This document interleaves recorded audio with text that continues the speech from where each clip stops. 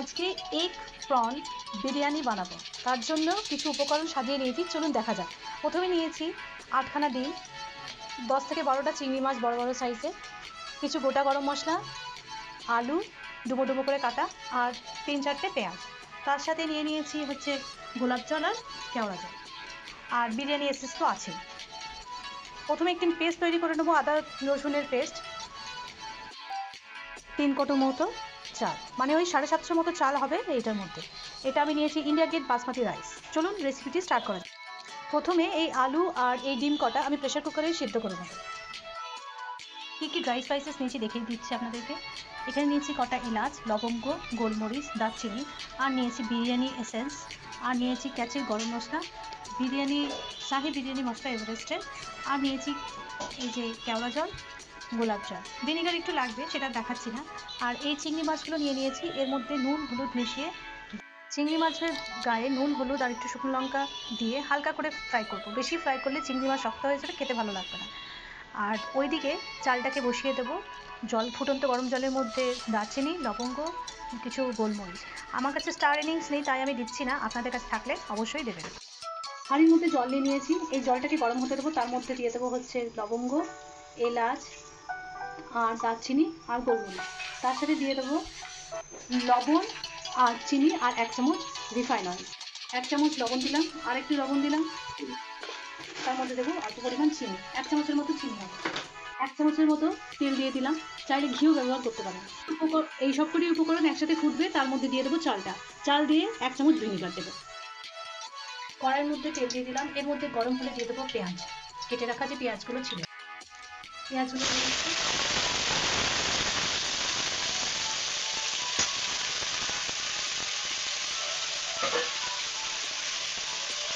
পেঁয়াজগুলো ফ্রাই করতে থাকবো, হালকা বাদামি রং হওয়া অবধি। অল্প একটু লবণও দিয়ে দেবো যাতে তাড়াতাড়ি ফ্রাই।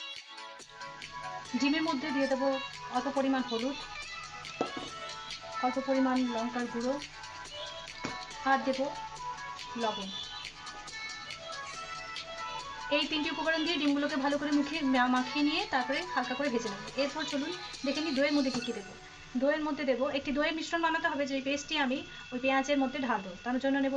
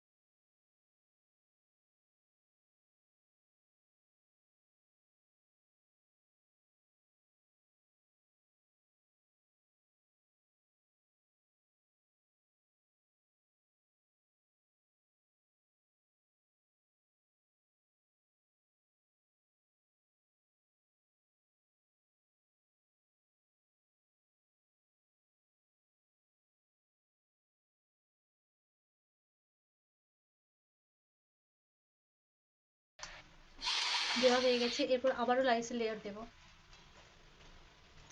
যেহেতু রাইসগুলোর মধ্যে বিরিয়ানি মশলা, গরম মশলা, ঘি, নুন, চিনি সব মাখানো আছে, আর ওগুলো আলাদা করে দেবো না। এখানে একটা বাটিতে কেশর দেওয়া দুধ মিশ্রিত রেখেছি, আর দিয়েছি কেওড়া জল, গোলাপ জল আর এসেন্স, বিরিয়ানি এসেন্সটা দিয়ে এগুলো লাস্টে ছড়িয়ে দেবো। রাইসের লেয়ারটা দেওয়া হয়ে গেছে, বেরেস্তা দেবো।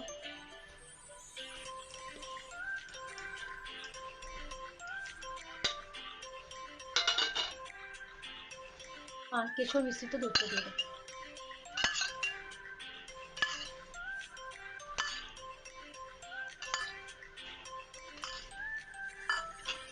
ঢাকা দিয়ে রেখে দেবো গ্যাসের মধ্যে, একদম লো টু মিডিয়াম আছে, আধা ঘন্টার জন্য। আমি তাওয়া ব্যবহার করব কড়াইটা নিচে, আর ঢাকনা দিয়ে রেখে দেবো।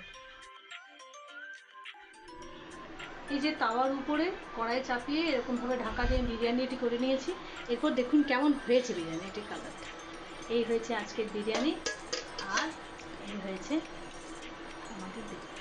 খুব সুন্দর গন্ধ বেরিয়েছে, বিরিয়ানি কমপ্লিট। এটা আমি সার্ভ করব চিকেনের সাথে। এই যে তাওয়ার উপরে কড়াই চাপিয়ে এরকমভাবে ঢাকা দিয়ে বিরিয়ানিটি করে নিয়েছি। এরপর দেখুন কেমন হয়েছে বিরিয়ানিটির কালারটা। এই হয়েছে আজকের বিরিয়ানি, আর এই হয়েছে আমাদের বিরিয়ানি। খুব সুন্দর গন্ধ বেরিয়েছে, বিরিয়ানি কমপ্লিট। এটা আমি সার্ভ করব চিকেনের সাথে। এই হয়ে গেল আজকের বিরিয়ানিটি, আর তার সাথে সার্ভ করেছি আমি এই গরম গরম চিকেন। বিরিয়ানি আর চিকেন আজকের মতো বানানো হয়ে গেল। স্বাদও খুব সুন্দর হয়েছে, আমি যেহেতু চিনি দিয়েছি ব্যালেন্সটা খুব ভালোই হয়েছে। ঠিক আছে, দেখা হচ্ছে আপনাদের সাথে পরের একটি অন্য ভিডিওতে।